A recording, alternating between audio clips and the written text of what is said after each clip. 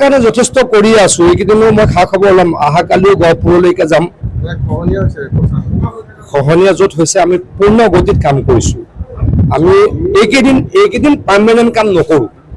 আপোনালোকে জানে, আপোনালোকক মই যোৱা 3 বছৰ বাৰে বাৰে কৈ আছো যে আমি মে' 15 তাৰিখৰ পৰা আমি ছেপ্টেম্বৰ মাহলৈকে পাৰ্মানেণ্ট কাম নকৰোঁ। এতিয়া য'ত কাম হ'ব টেম্পৰেৰী কাম। এতিয়া কামখিনি আপোনালোকে য'ত চলে পাৰ্মানেণ্ট বুলি নাভাবিব। এতিয়া আমি মথাউৰিটো যাতে নাভাঙে, সেইটো পাৰ্মানেণ্ট কাম নহয়, টেম্পৰেৰী কাম কৰোঁ। গৰাখহনীয়া ৰোধ কৰিব পাৰি নেকি, টেম্পৰেৰী আমি চেষ্টা কৰোঁ। আমি 70% সক্ষম হোৱা হৈছোঁ। আগতে অসমত মথাউৰি ভাঙে 40টা বছৰত। যোৱা বছৰ ভাঙিলে 21টা নে 22টা। এইবাৰ এতিয়ালৈকে 7টা, মই ভাবোঁ 20টাৰ ওপৰত ভাঙিব নোৱাৰে, কাৰণ আমি খুব এক্টিভলি চাই আছোঁ। মানে 50% মথাউৰি ভাঙাটো কমি গ'ল।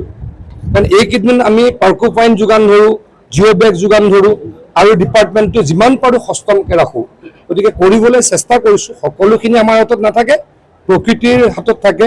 তথাপিতো দিনে ৰাতিয়ে কৰিবলৈ চেষ্টা কৰিছোঁ। এটা কথাটো এই মুখ্যমন্ত্ৰী ডাঙৰীয়াই কৈছে যে এই 1.5 বছৰ আমি কাম কৰোঁ। আপোনালোকে দেখিছে চাগে, যোৱা পৰহি মই ট্ৰেইনেৰে গৈছোঁ ডিব্ৰুগড়ত। কালি ডিব্ৰুগড় তিনিচুকীয়া ঘূৰিছোঁ।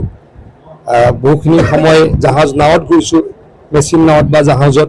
কালি ৰাতি আকৌ গৈছোঁ মই গুৱাহাটীলৈ। আজি গুৱাহাটীৰ পৰা ৰাতিপুৱা প্ৰথম ৰহা সমষ্টি, তাৰপিছত ব্ৰহ্মপুৰ সমষ্টি, তাৰপাছত কলিয়াবৰ সমষ্টি, এইখিনি পাইছোঁহি।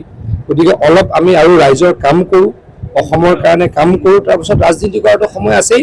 ৰাজনীতিৰ কথা ৰাজনীতিৰ সময়ত পাতিম।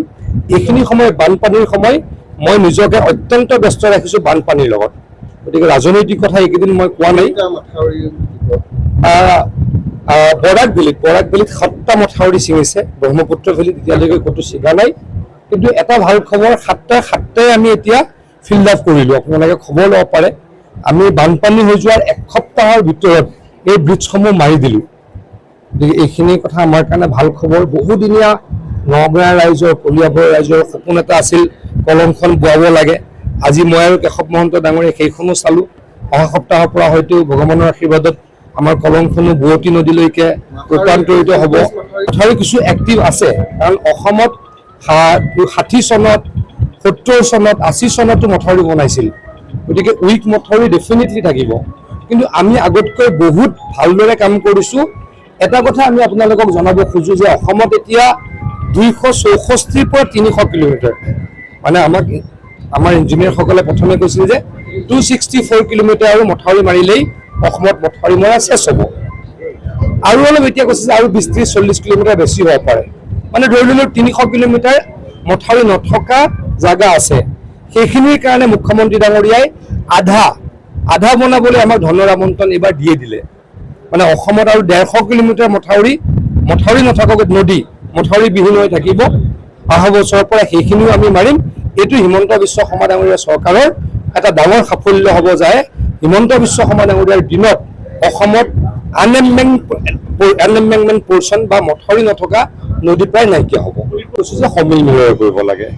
কিবা থাকিলে গণতান্ত্ৰিক প্ৰক্ৰিয়াৰে হ'ব, কিন্তু যাতে আমাৰ কোনো অনাস্থা দিয়া, কিবা দিয়া তেনেকুৱা নহয়। যিটো পাৰ্টিৰ ছিষ্টেমটো মতে হ'ব লাগে, আৰু সকলোৱে মিলা প্ৰীতিৰে কৰিব লাগে। তাৰ কাৰণে কথা পাতিলোঁ। আৰু মিউনিচিপাল বৰ্ডখন যাতে খুব বেছি প্ৰ'এক্টিভ হয়, আমাৰ টাউনখন যাতে ভাল হয়। আমাৰ নগৰ তেজপুৰখন এনেও আমাৰ ধুনীয়া এখন টাউন। তেজপুৰখন ঐতিহ্যমণ্ডিত, তেজপুৰখন ধুনীয়া। আৰু কেনেকৈ কৰিব পাৰোঁ সেইবিলাক ডিছকাশ্যন হৈছে। আৰু কিছু সৰু সুৰা মনোমালিন্য সেইবিলাক আমি দূৰ কৰিছোঁ।